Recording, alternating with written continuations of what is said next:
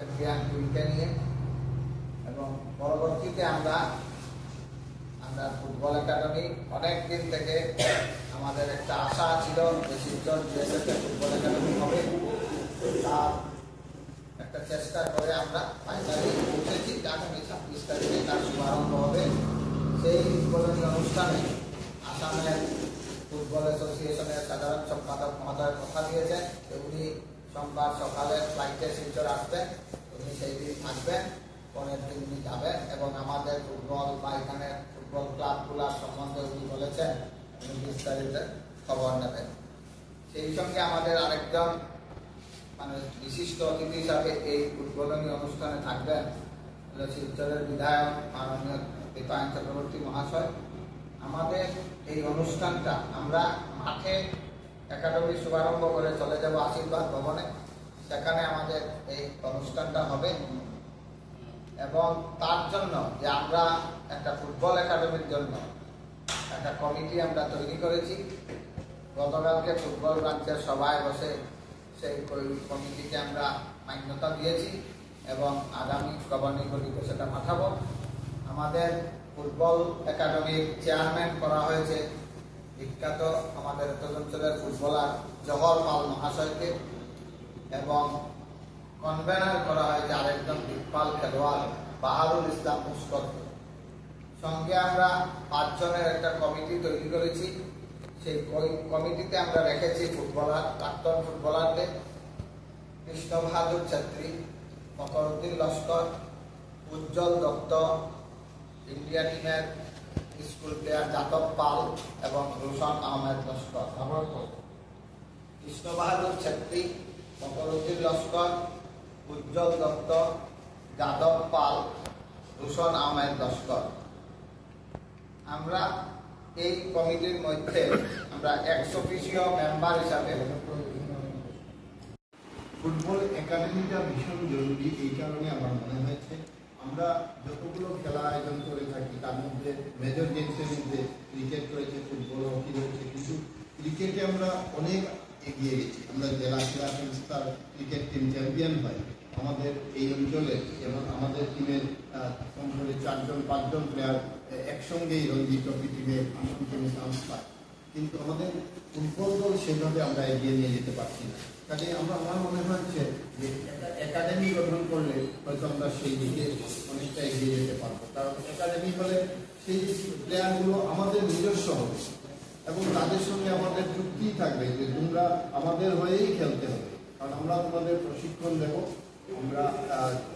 আমি এখানে একটা অ্যানাউন্সমেন্ট করতে চাই যে যদি ট্যালেন্টেড প্লেয়ার থাকে তাহলে আমরা তাদেরকে রেসিডেন্সিয়াল কোচিংয়ের ব্যবস্থা করবো। তাদেরকে এখানে বাইরে যদি প্লেয়ার হয়, কারণ শিলচর শহরের বাইরে থেকে অনেকেই কোচিং নিতে আসতে পারে এবং তাদের মধ্যে যদি ট্যালেন্টেড প্লেয়ার থাকে তাদেরকে আমরা বিনামূল্যে আমরা এখানে আমাদের হোস্টেলের ব্যবস্থা করে রাখার ব্যবস্থা করবো, এটাও আশা রাখছি।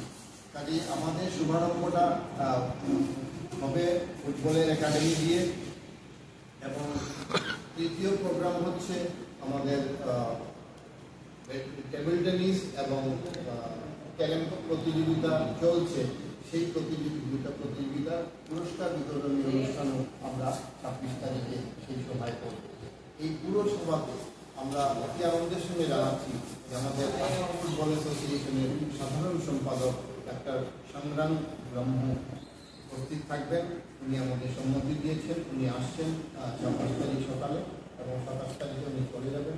ওনাকে আমরা সাদর সম্ভাষণ জানাবো এবং আমাদের এই বিরাট উদ্যোগে উনি সামিল হয়ে আমাদের এই অনুষ্ঠানের সৌন্দর্য এতভাবে বর্ধিত করবেন এই আশা রাখছি। আমরা তারা প্রত্যেকে যাতে আমাদের উপস্থিত হয়ে আমাদের এই অনুষ্ঠানে আমাদের যে প্রতিষ্ঠা দিবস, এটা আমাদের 69তম প্রতিষ্ঠা দিবস, 69th বার্থ অ্যানিভার্সারি। 69th প্রতিষ্ঠা দিবসে আমরা জেলা ক্রীড়া সংস্থার পক্ষ থেকে সবাইকে অভিনন্দন জানাচ্ছি এবং এই অনুষ্ঠানে সামিল হয়ে আমাদেরকে উৎসাহ দানের জন্য এই জেলা ক্রীড়া সংস্থা যাতে আরও উদ্যমে এগিয়ে যেতে পারে, খেলাধুলাকে আরও উন্নত করতে পারে, সেই প্রচেষ্টার জন্যই আমাদের এই প্রয়াস। আমি সাধারণ সম্পাদক অনুষ্ঠান সূচি তা বিস্তারিতভাবে সভাপতি মহোদয় বলেছেন। আমরা আমাদের যে যাদব পাল, ভূষণ আহমেদ লস্কর, আমরা এই কমিটির মধ্যে আমরা 120 মেম্বার হিসাবে 5 জনকে এখানে রেখেছি। VP major Subimal Dhar, general secretary ex officio এই কমিটি আমরা 5 জনের একটা ex officio member by virtue post হিসাবে ex officio member VP major Subimal Dhar, general secretary দিয়েছে, ট্রেজারার দিয়েছে AGS major, football branch secretary Bikash Das মহাশয়। এই এক্স অফিসিও মেম্বার 5 জনে। তাছাড়াও আমরা বিভিন্ন সময় প্রয়োজনে স্পেশাল ইনভাইটি করে অপশন আমাদের আছে 2 জনকে, গ্রাউন্ড সেক্রেটারি এবং stadium secretary. If they are present in requirement. Branch secretary, general secretary,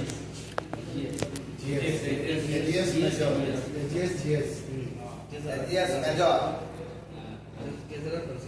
treasurer, VP, general secretary, treasurer, AGS major, football secretary.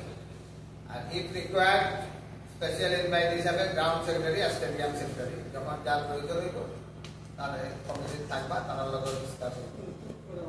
কমিটিটা আমরা 1 বছরের লাগে 1 টার্ম, 1 বছর 1 term till the conclusion of this এইবার তো মানে টার্ম বলতে ইলেকশনের কমিটি যেটা জিতে আইব, এইটার যে টার্ম থাকবো এই টার্ম পর্যন্ত এই কমিটি আমাদের টার্ম শেষ হইব, আবার নিউ কমিটি হইব।